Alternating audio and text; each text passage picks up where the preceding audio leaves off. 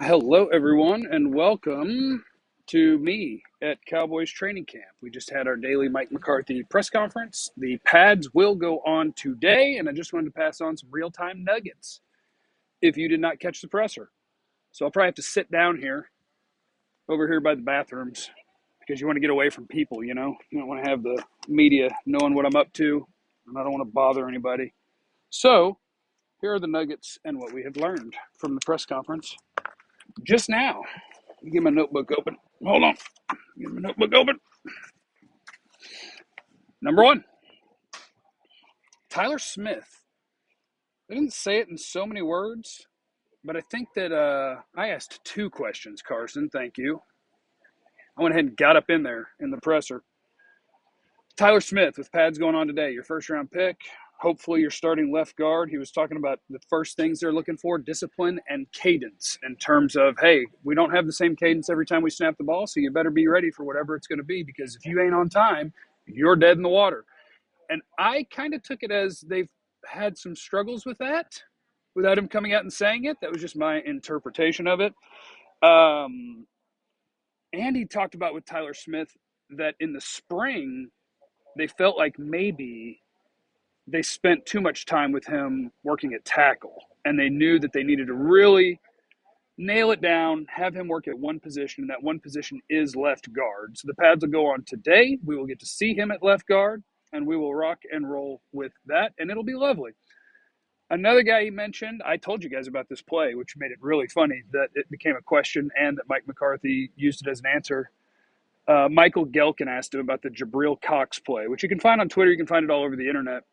Whereas the far side linebacker, he made a great play in the run game that showed off range, and he was working his way through traffic, and he covered a ton of ground, and Gelkin asked about it.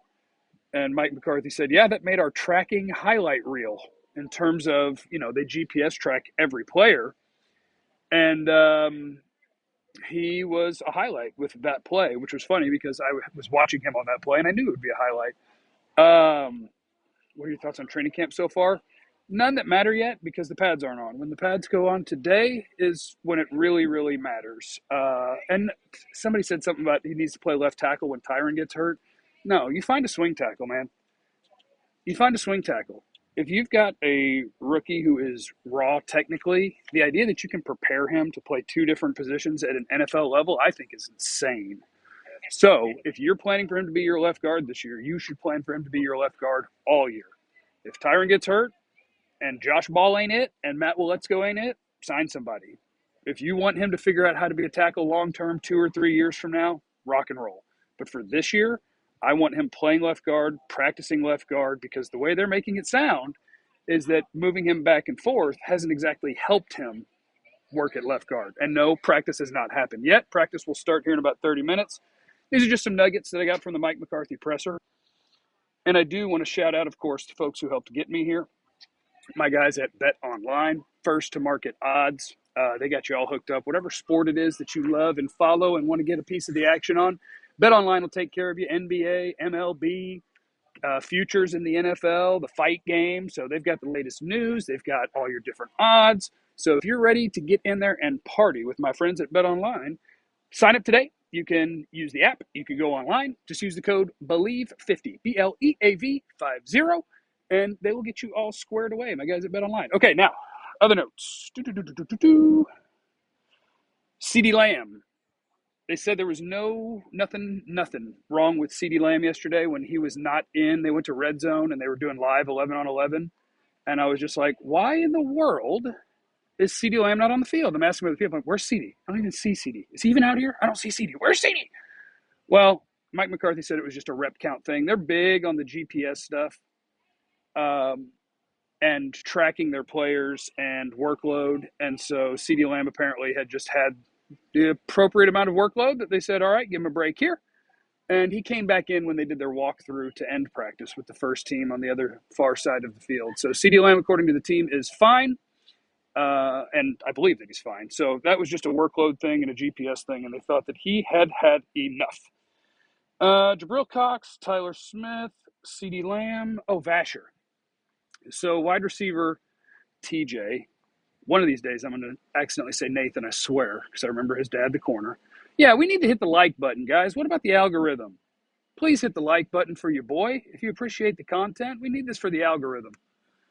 Vasher, I asked him about, a 6'6" wide receiver trying to make a football team. And if you don't play special teams, it just seems like, it's going to be tough unless you're going to be a guy who's playing real snaps at wide receiver. So Mike McCarthy basically said, I had a guy named Geronimo Allison, and you think of guys like that and that they can't play special teams. And he acknowledged that if Vasher's going to make the football team, regardless of the amount of plays he makes down in the red zone or whatever, that they're going to have to keep working with him on an ability to be something. You got to be able to do two things. You can't be a guy who might come in for 3 snaps in the red zone in a game, and that's it. If you're not a starter, if you're not playing the majority of the snaps, you got to figure it out. So we'll keep an eye on Vasher and what he does in special teams and if he's able to do it, because it's just a weird build for a special teamer, honestly, and that's what throws you off. So that's that. The first group that I'm going to be running to today, I believe, is I'll be watching offensive and defensive line. I feel like I've spent a lot of time with the wide receivers and the DBs, and I feel like that's easier to find, honestly, because you can't watch everything at once.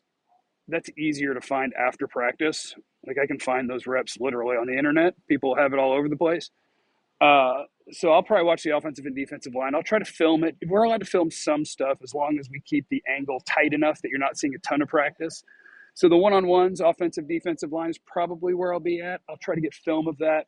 And then I'll try to figure out with my limited resources, since I'm out here at camp and not at a home studio, on if I can share some of that inside of a video. So this is this is video number 1 of the day.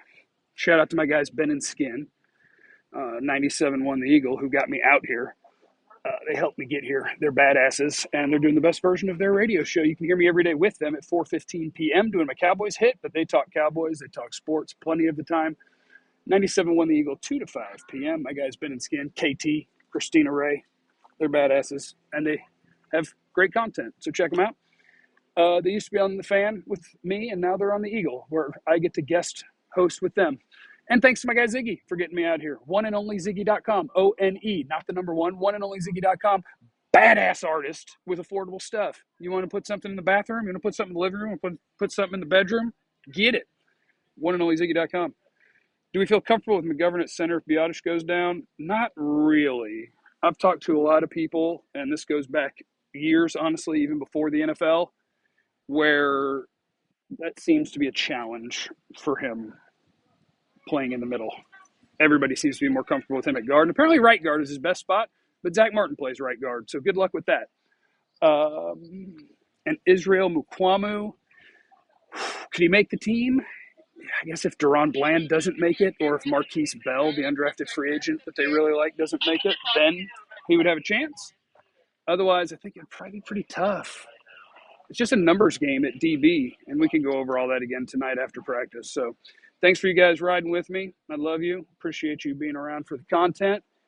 We got some players starting to get out on the field, so I will be out there for practice, and then we will recap this bad boy. Yes, Sam, I think a veteran offensive tackle is needed, but I think they'll take this week or two of watching Josh Ball, and if Matt Willetsko gets back on the field, to see if those guys can do the job before they go try to get somebody else. But yes, I think they need a veteran offensive tackle. All right, I'm going to get out there. And David will do roster questions after practice. How about that? No, I don't agree with Zeke as the focal point of the offense. Anybody who's running back as the focal point of the offense is never going to win a Super Bowl ever again. All right. Remember, you have no idea what anybody's going through, so be cool to everyone. I love you. Bye.